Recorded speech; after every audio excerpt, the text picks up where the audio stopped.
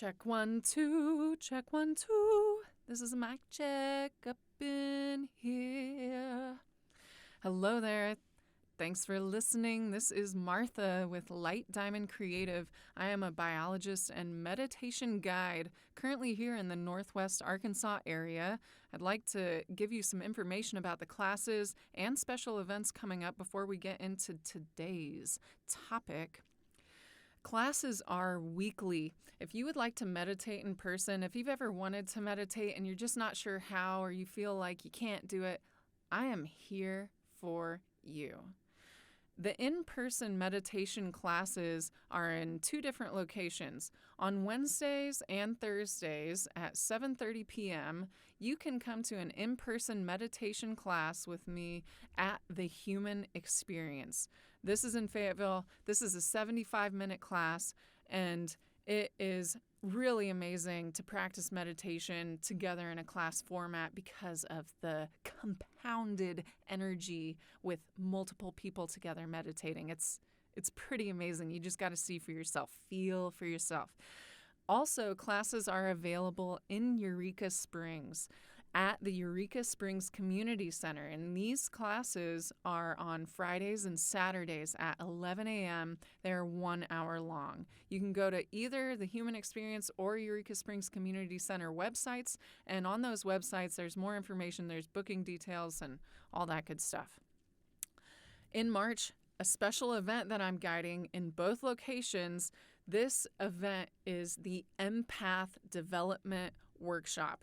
The Empath Development Workshop is exactly what it sounds like. This is a workshop where we are going to be bringing awareness to the science of the electromagnetic field that all of us create. We are energetic beings that have energy so big it is not fully contained within the physical body. But that's just a piece of the information. The Empath Development Workshop is going to be an amazing opportunity to strengthen our aura, strengthen our electromagnetic field through the awareness of the science behind it and through the practice of meditation with the intention to develop empathically so that we don't have all these holes in our field that can leave us feeling everybody else's feelings instead of our own. We are really looking to come into our personal energy so that we can behave empathically and activate our spiritual gifts while traversing planet Earth at this time. Hey, it's no small feat. So that's what the Empath Development Workshop is for. And that is available this month on March 18th and March 20th. March 18th, Saturday at the Human Experience. March 20th that's a Monday, at Eureka Springs Community Center. Okay, so you just need to know that information about the in-person events and classes that are available to you if you are in the Northwest Arkansas area. Boom.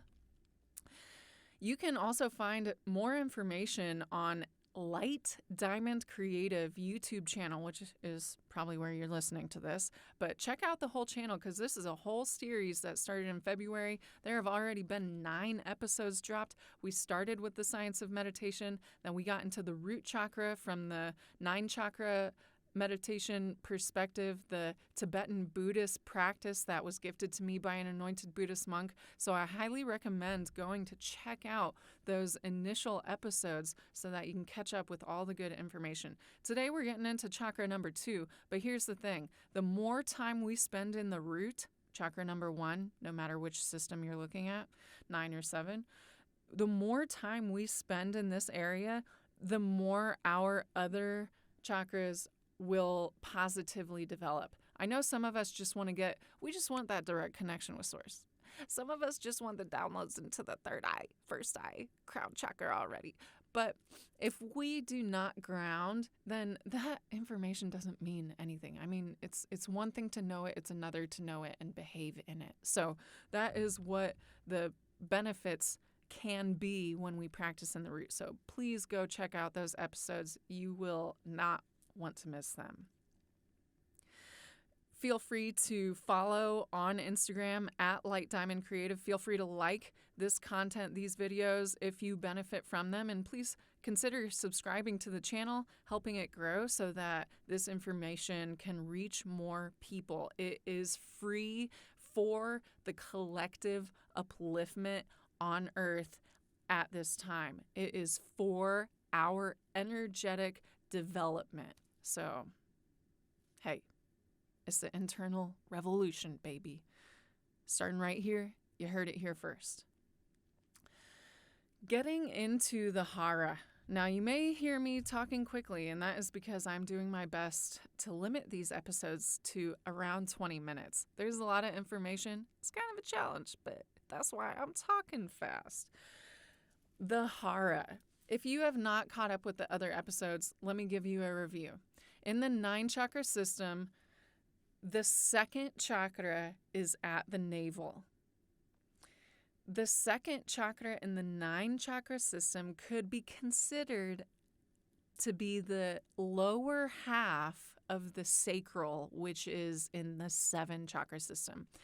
In the 9 chakra system, the sacral is perceived to be 2 spheres, not 1. So we have 1 at the root, 2 at the navel, including the side bodies and back body, and 3 in the opening of the ribs before the diaphragm.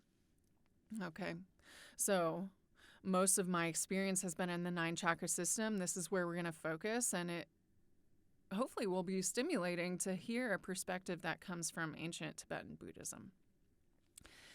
In the 9 chakra system, the Hara, which I invite you to locate that within your own body, because becoming physically aware within and of this space will help to activate it. Front body, side bodies, back body. This is at the navel, the Hara. In the Buddhist perspective, within the 9 chakra system, the key phrase is self-responsibility. Self-responsibility. The imagery is, while we're meditating, we visualize the core, the prana tube, the vertebrae, the line of all of these chakras, perceiving this to be an antenna and visualizing energy moving out of the body and into the body. Lightning striking out, lightning striking in, like the electromagnetic balls of lightning that used to be sold at Spencer's before they died off with the mall. This is the imagery of the basic level of the 9 chakra practice at the Hara. There's a mudra for this, just like there's a mudra for all of them within the 9 chakra system. If you take a look at your hands, now I'm not always going to give you the mudras. Some you'll just have to come learn in person, because it's super important that we're grounded when we are using mudras, and you're only probably going to get the ones from me that are below the heart until we meet in person or you come to meditation or whatever. So if you look at your hands, put your hands out in front of you and have them parallel to each other. So I'm like looking at my thumbs and my forefingers and my other fingers behind that. If I take my middle fingers and wrap them around the index finger, I'm making like my fingers are crossed, both hands. And then I put my hands together and I interlace my ring fingers and my pinky fingers.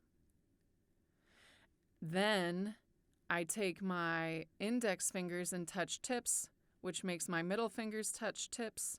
And then my thumbs I bring to touch the tips of my middle fingers.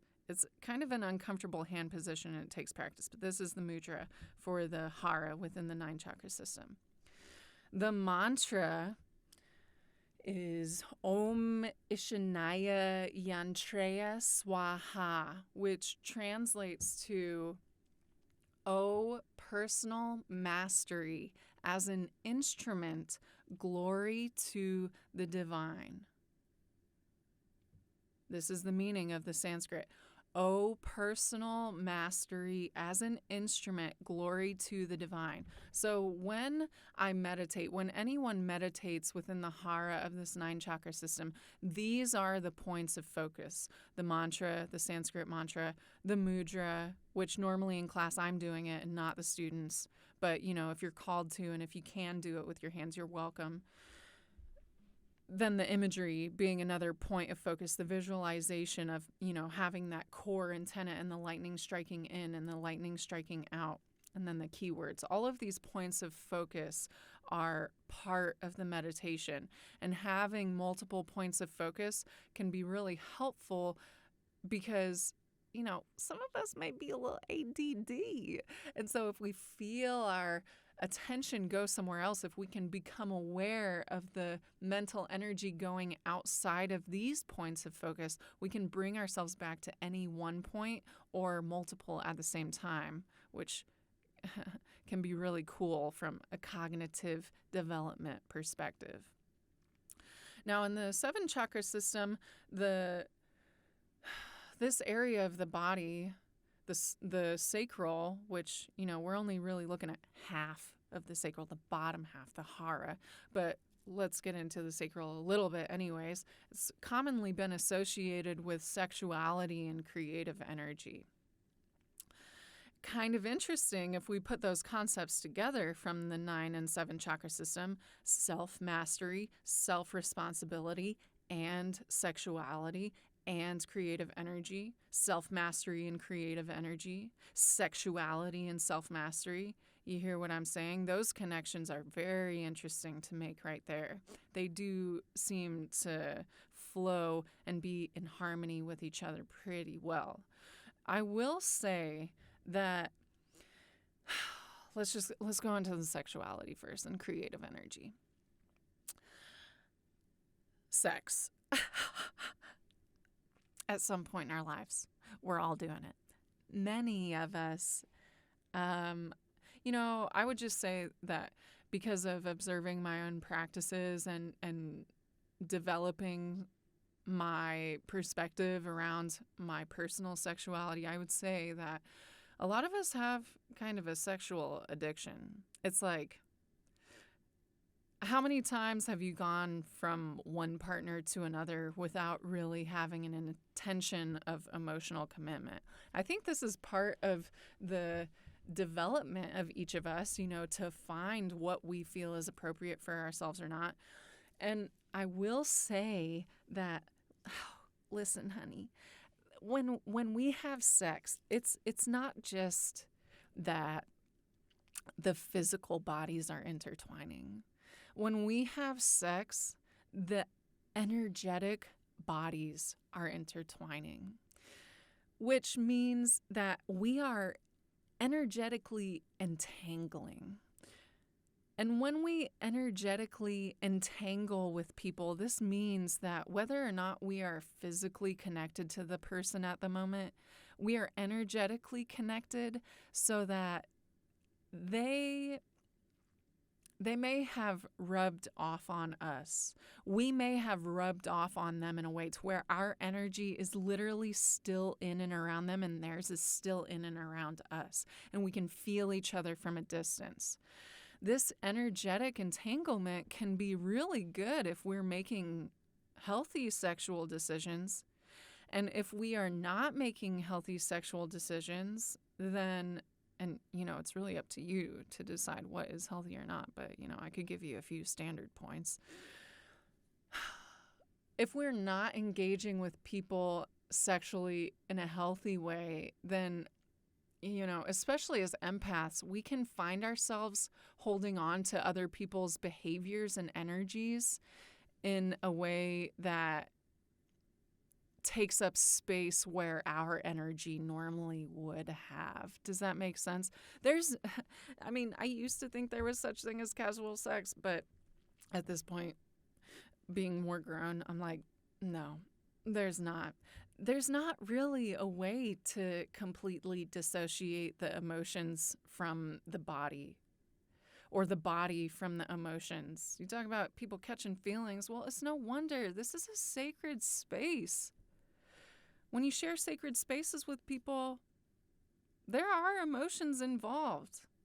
And if someone is feeling emotionally dissociated and they're just going out and having sex with everybody, or almost everybody, or whoever they want, sequentially one after the other, without really taking a pause between, then I would say that that person has an emotional deficiency that is possibly due to an emotional or a sexual trauma. You know what's ironic is that those of us who have experienced sexual trauma are often sexually hyperactive until we resolve the trauma. What do you think about that? Feel free to make comments. Let me know. Comment in the video space below. You just let me know what you think about that. But that is true in my experience. So let's move into the idea of healthy sexual energy, and when we exchange in a healthy way with each other, you know, if we're able to finally see our own value and see our own worth to the point where, sorry, very few people are coming into this space. If we get to that point, then that really does create an opportunity for special energetic cords. Special energetic entanglement, something that is divine, something that is beautiful, something that is harmonious and congruent with two people coming together with intention to share a space and be transparent with each other about their feelings, their thoughts, the way that they perceive the relationship. That's really beautiful. But you know, when we get into these negative energetic entanglements with people, you could break up with somebody and not see them, but still feel an energetic cord between the two of you. And depending on the treatment of one person to another, that can feel really heavy. That can take up a lot of space. Whereas when we are sexually active with somebody who we feel a true resonance with and true emotional, mental, spiritual connection with, that entanglement can lead to things like telepathy. That can lead to things like sharing the dream space together and meeting on the astral plane. That can manifest in a way that is really beyond what even I can comprehend right now. But when I comprehend, I'll share what I can, whatever's not private. Moving into the creative energy aspect of this, the Hara, the lower half of the sacral, relating to creative energy. Now, sexual energy, you'll hear this from a lot of people. Sexual energy is creative energy. I would say that all sexual energy is creative energy, and not all creative energy is sexual energy. If you ever went to Huntsville and you had a certain teacher for geometry class, that could be the equivalent of saying all Beebles has teeth, but not all things with teeth are Beebles. You'll only get that if you went to Huntsville. Okay, anyways. So the creative energy, let's say that somebody decides to be abstinent and there is a lot of sexual energy that's kind of bubbling up, which tends to happen if you go from having a lot of sex to not having sex or having less sex. If you go in the direction of being abstinent, then there is a lot of sexual energy still present in the body. Actually, they say that, healers, people who have a lot of potential in the healing arts, have a lot of sexual energy. We can channel that energy. If we are deciding to be abstinent and we feel this overwhelming sense of sexuality, sensuality, but we don't want to have sex, or we don't have someone who we would want to have sex with that is within our life experience at the time, we can take this energy, it's like channeling it, it's transmuting it, taking that energy and directing it towards creative work, creative projects, and this will result in really beautiful, manifested, artistic creations. So if you're out there and you're trying to be abstinent, I recommend, how can you get creative? How many times a day can you be creative? Can you be creative in the way you cook? Can you be creative in the way you exercise? Can you be creative in the avenues of work that you have chosen for yourself? The creative energy and work is a great outlet for sexual energy if we are preferring to not be sexual at that time. Now, I've also heard from people that sexual energy, when you are in a sexual relationship with somebody and you are both intentional and aware of the magnitude that is sexual energy, those two energies compounding together can result in higher rates of manifestation. Now, I'm not here to say that I've personally experienced that, but I've heard it's true. What I've personally experienced is that having sex takes away from my creative energy, because if I find somebody that I want to have sex with, what I know about myself is I want to have sex with them a lot.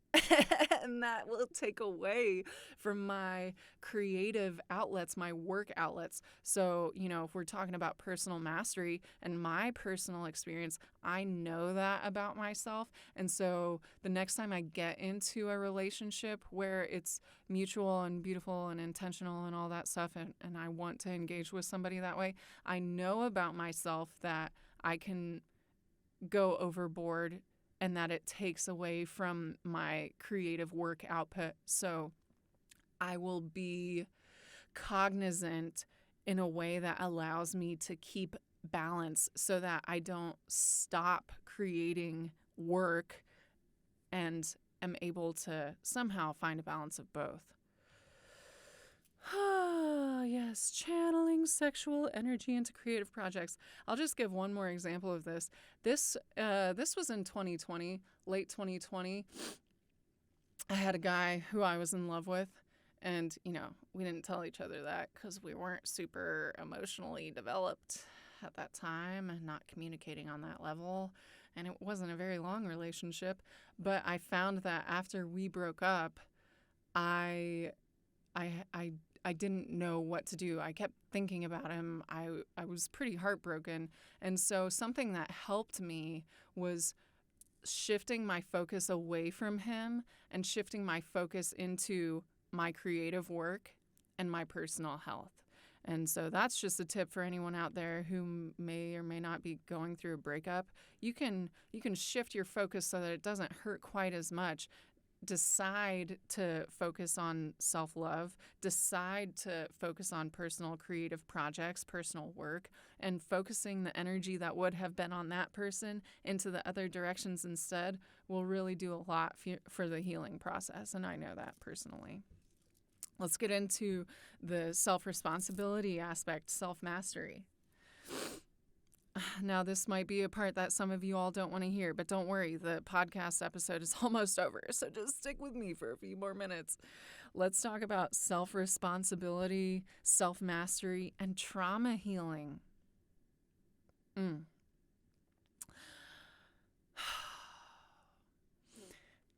Accepting radical responsibility and striving for self-mastery within the context of trauma, this is a challenge, and it is a wonderfully beneficial process for healing trauma.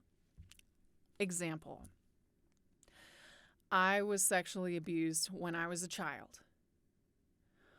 In order to get out of victim mentality, how can I assess the situation and accept responsibility for my part so that I can have lessons to take forward with me? Now, I'm not saying that it was my fault. It was not my fault. And whatever trauma you received, it was not your fault. However, what was it? What part did we play in the unfolding of that experience? I think of a different personal trauma. I know I'm sharing maybe too much, but it's okay. Another personal example, I was with someone who had major addiction issues that he ended up dying from, and it was heartbreaking for multiple years. I couldn't get out. And then I recognized that my energy was at a state to where his was complementary. Whether or not I knew that he was an addict, which I didn't, my vibration was at a place that resonated with his. And in regards to the event as being a child who was molested, and a lot of people, unfortunately, have also dealt with that. From that lesson, something that occurred within that is that I tried to share the experience, and I didn't have appropriate words for it because I was too young. So the lesson I take from that is that now, as an adult who looks at that situation, I see that it is important for me to have the right words so that I can vocally establish boundaries. When it comes to the situation as an adult, when I was with the man who overdosed from drugs, it is my responsibility to have a vetting system. When I am encountering people, I need to be able to understand people enough and respect myself enough to know what is and what is not acceptable in my friendship and romantic realm. I need to be able to know what boundaries are and establish them as a way of protecting myself. Now, sometimes that might mean that I'm overprotecting, and that has definitely been a case of mine, but it is a journey, and I think it's okay to overcorrect for a little bit, because after experiencing trauma, we need time to heal. There's a certain amount of alone time that is necessary, and we need that alone time to be able to figure ourselves out and figure out how am I going to determine who is worthy of spending time and space with? And I don't mean worthy in like a judgmental way, but I know that I deserve people who are healthy around me, and it's up to me to be able to see who is and who is not so that I can create healthy friendships. And these lessons, learning these lessons and looking at ourselves this way, even though it wasn't our fault, looking at these lessons this way, we can carry those lessons forward so that we do not have to go down that trip again. It's like closing a karmic cycle, learning a lesson to the point where we don't ever have to go there again. That is never going to happen again. I am never going to be in a relationship with an addict again. And I know that because I know what my needs are. I know I almost died from that experience. So if I love myself, then I will take care of myself in a way where I will not form close relationships with people who choose to abuse substances or really abuse anything at this point. So that's a valuable lesson. These traumas that we experience, they can be turned into gold. And I know some of us don't want to hear that. And if I was within a couple or 3 years of my traumatic experiences, I probably wouldn't want to hear it either. But I can tell you, as somebody who has done a lot of work in healing trauma, that when we can approach ourselves and the role we play in the experiences we have, accepting radical self-responsibility will do nothing but serve us, even though it was not our fault and people should not. It's hard to use the word should. Everybody's on their own experience. Anyways, take that for what it's worth. I'm going to make one more comment about the Hara, and this has to do with the physiology, the organs that are in the space of the Hara. This is where the large and small intestine are. Let's bring back into our awareness the visualization of the 9 chakra system, and this visualization of the core being an antenna and energy shooting out and energy shooting in. The digestive tract is literally receiving energy from the environment through what we are eating and drinking and sending energy out into the body so that we can function. This is a perfect demonstration of this imagery. An antenna with energy coming in, food coming in, water, drink, whatever it is coming in, and this antenna transmuting the energy and shooting it out. What we choose to consume plays a direct role in the quality of energy within our experience. And that is just one aspect of the metaphor of the visual. We could also see energy shooting out. Like if I'm meditating, this is something I did in the practice. If I'm meditating, now the body seeks to be in homeostasis. The physical body seeks to be in balance. So if I'm visualizing energy shooting in and out, ideally it would be in balance. When I'm in meditation and visualizing this, sometimes I visualize more energy shooting out than coming in.